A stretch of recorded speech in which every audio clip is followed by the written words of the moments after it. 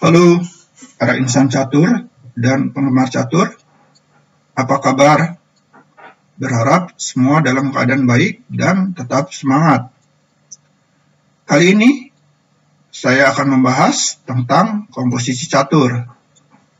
Sebelum saya melanjutkan video ini, saya ingin mengucapkan terima kasih pada rekan-rekan saya, di antaranya Bapak Budi Santosa dari Solo.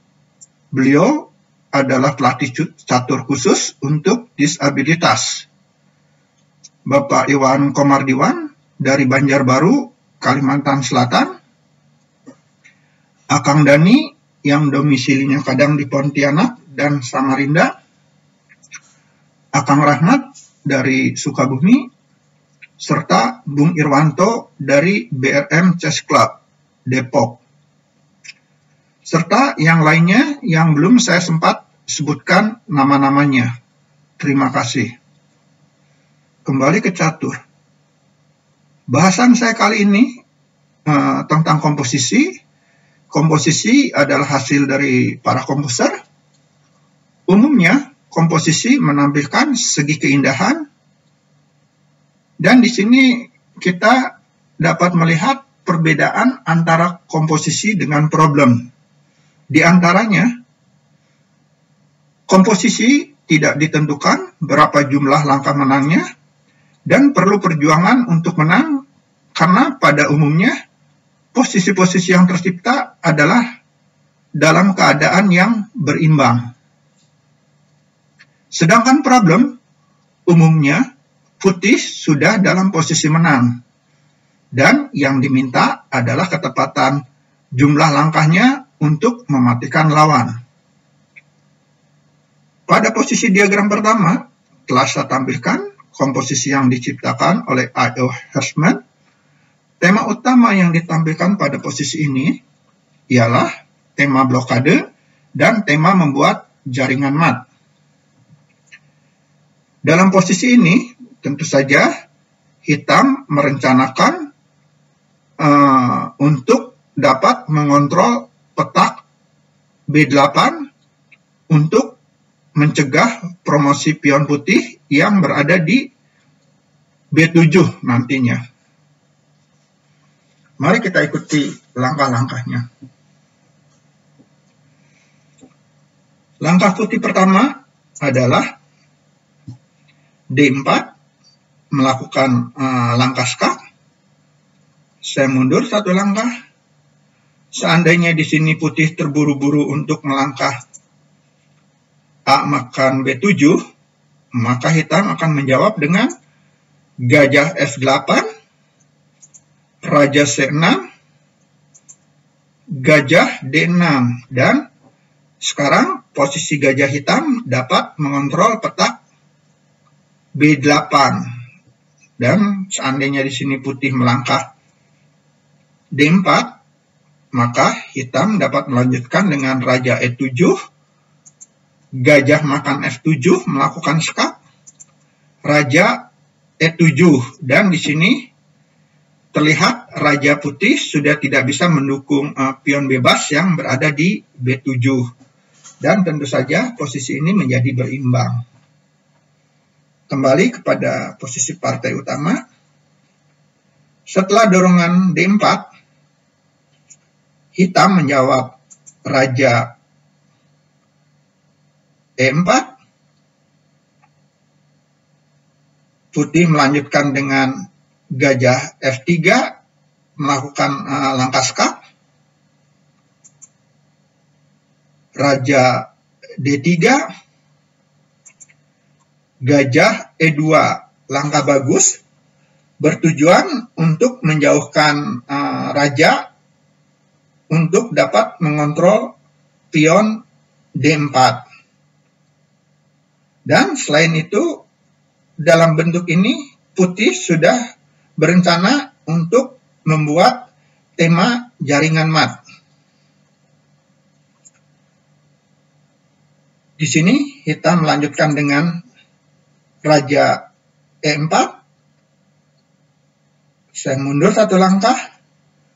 Tentu saja di sini putih tidak melangkah raja E2 karena raja meninggalkan kontrol terhadap D4, sehingga putih dapat melangkah A makan B7, dan tentu saja posisi putih menang. Kembali kepada posisi utama, setelah raja E4,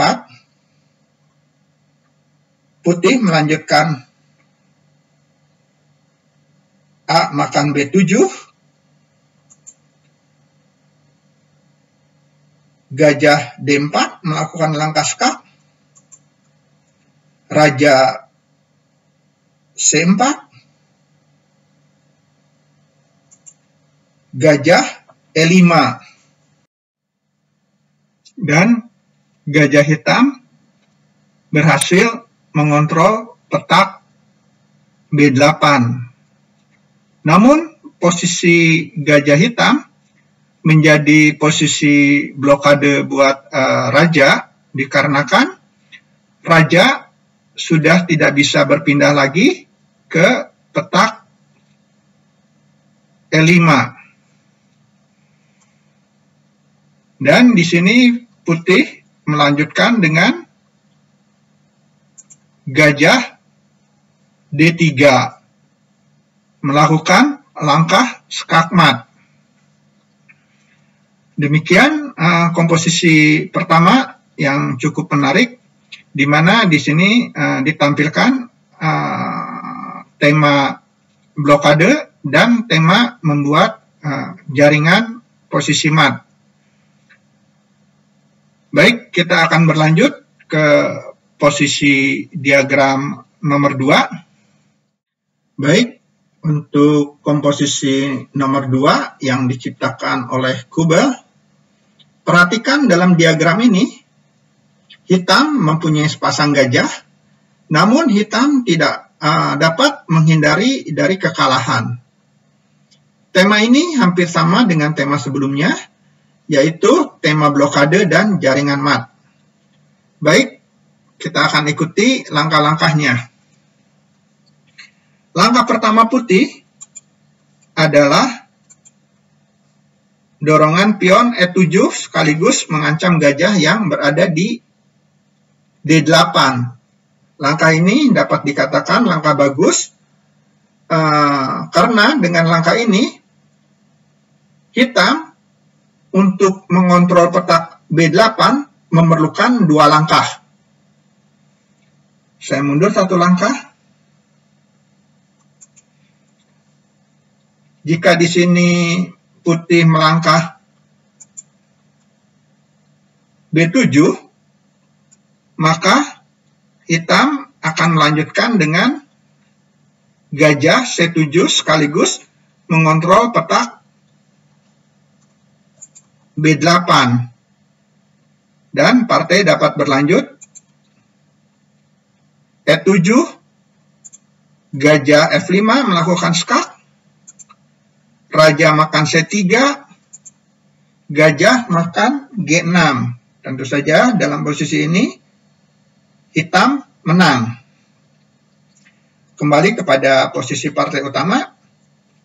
Setelah putih melakukan dorongan E7, hitam terpaksa mengambil pion E7 dengan langkah gajah makan E7. Dan barulah di sini putih melangkah B7. Perhatikan, hitam perlu 2 langkah untuk mengontrol petak B8. Di sini hitam melangkah E4, melakukan langkah skak. Raja makan C3, gajah F6, 1 langkah untuk mencoba mengambil kontrol B8,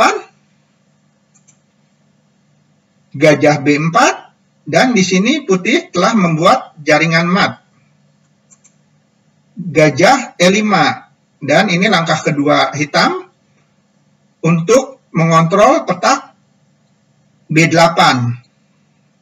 Jadi Jelas sekali hitam memerlukan 2 langkah untuk mengontrol petak B8, dan ini berhasil. Namun, langkah ini membuat petak E5 menjadi terblok dan raja tidak dapat melangkah ke E5. Di sini putih melanjutkan G7, mengancam promosi G8, dan hitam melangkah gajah E6 untuk mengontrol petak G8. Perhatikan, raja hitam sekarang sudah terkurung karena gajah yang berada di E6 pun menjadi blokade buat raja tidak dapat melangkah menuju petak E6. Dan di sini putih menyelesaikan komposisi ini dengan langkah C4 dan melakukan langkah skak. Sungguh menarik bagaimana cara putih menaklukkan hitam dengan tema utamanya blokade dan jaringan mat. Mari kita berlanjut ke posisi nomor 3. Komposisi ketiga adalah komposisi yang diciptakan oleh Kobel. Penyelesaian komposisi ini putih menggunakan tema jaringan mat. Mari kita ikuti langkah-langkahnya. Langkah pertama putih adalah kuda C6 mengancam kuda B4.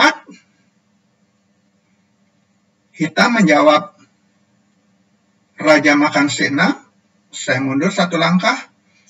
Tentu saja di sini hitam tidak melangkah A2 karena putih akan melanjutkan dengan kuda B4 melakukan langkah skak dan sekaligus mengancam pion yang berada di A2.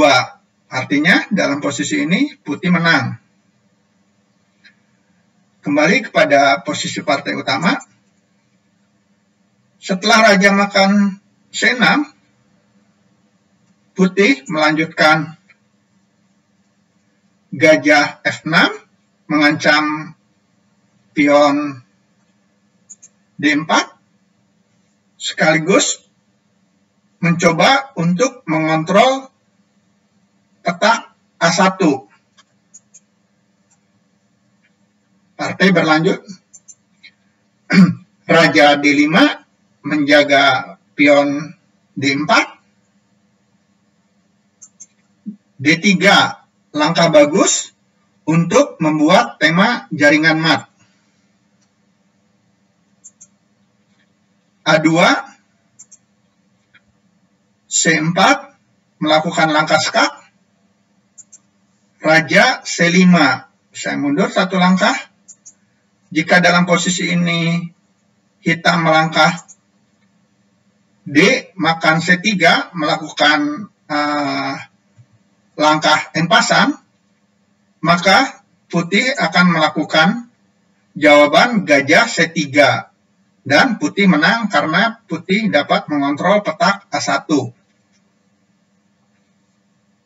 Kembali kepada posisi partai utama.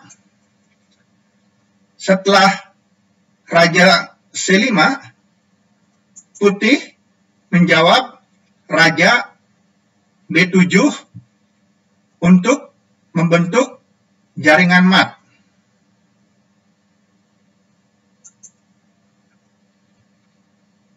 Hitam melakukan promosi dengan dorongan A1. Saya mundur 1 langkah. Jika dalam posisi ini hitam melangkah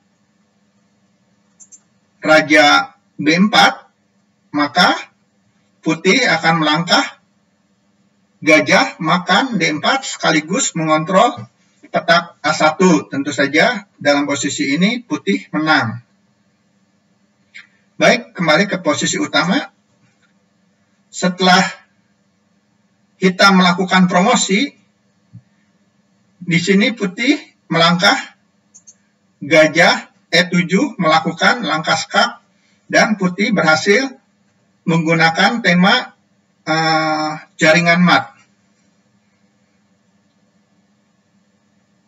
Berlanjut ke diagram nomor 4. Untuk komposisi keempat, kembali diciptakan oleh Kubel. Bagaimana di sini putih dapat menggunakan tema jaringan mat yang manis yang diakhiri oleh langkah sunyi. Baik, kita akan ikuti langkah-langkahnya. Putih melangkah benteng G6, mengancam kuda yang berada di G8, kuda F6, menteri H6 melakukan langkah skak, langkah tempo yang bagus untuk memaksa Raja Hitam berpindah ke baris 7. Di sini Hitam menjawab Raja F7. Jika Hitam melangkah, saya mundur 1 langkah, Raja E8, maka putih akan menang dengan cara melakukan langkah skak di H8, sekaligus mengambil menteri yang berada di A8. Tentu saja putih menang. Kembali kepada posisi partai. Setelah Raja F7, putih melangkah, benteng makan F6. Dan di sini putih telah membuat tema jaringan mat. Partai berlanjut. E makan F6. Menteri H7 skak. Raja E6. Saya mundur 1 langkah. Sekali lagi, Hitam tidak bisa berpindah ke baris 8. Misalnya pindah ke E8 karena putih akan melakukan langkah menteri H8 melakukan langkah skak dan selanjutnya mengambil menteri yang berada di A8. Kembali kepada posisi partai.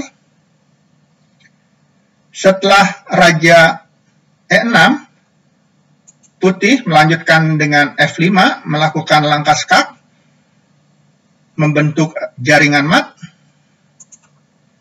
Raja D6, C5,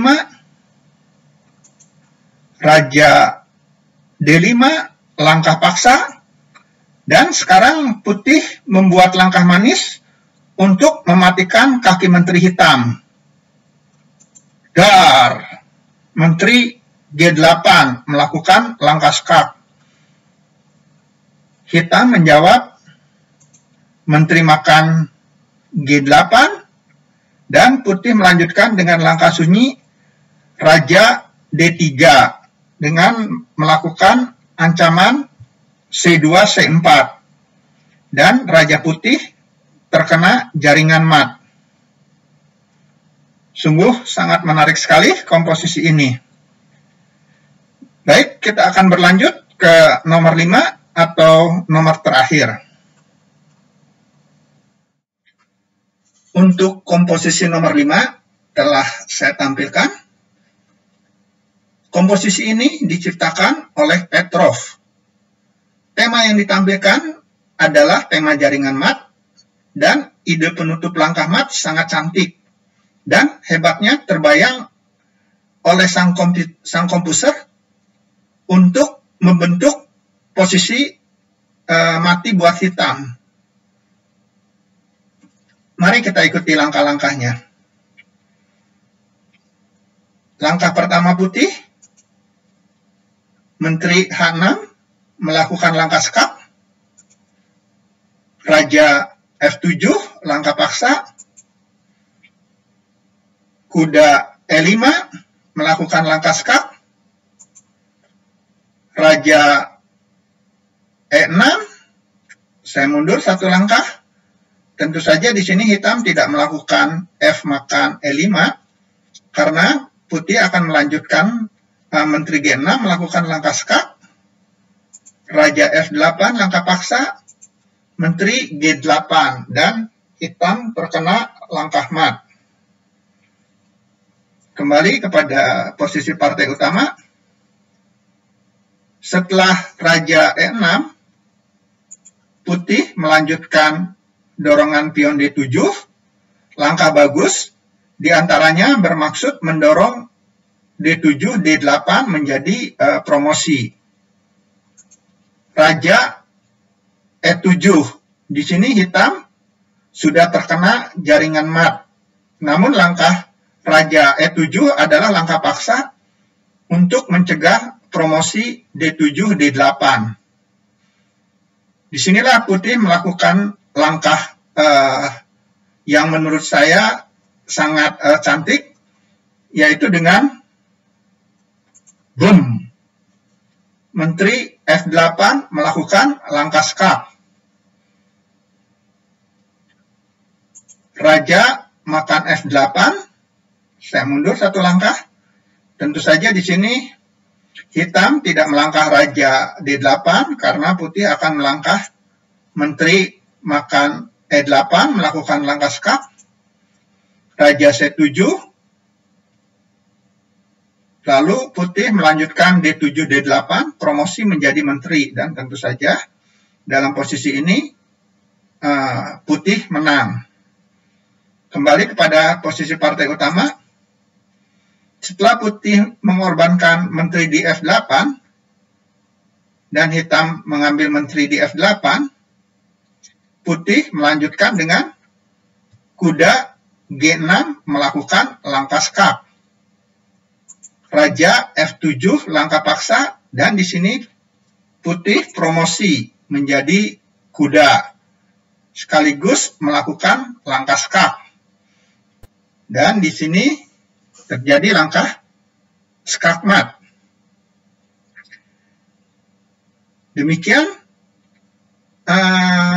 komposisi nomor 5.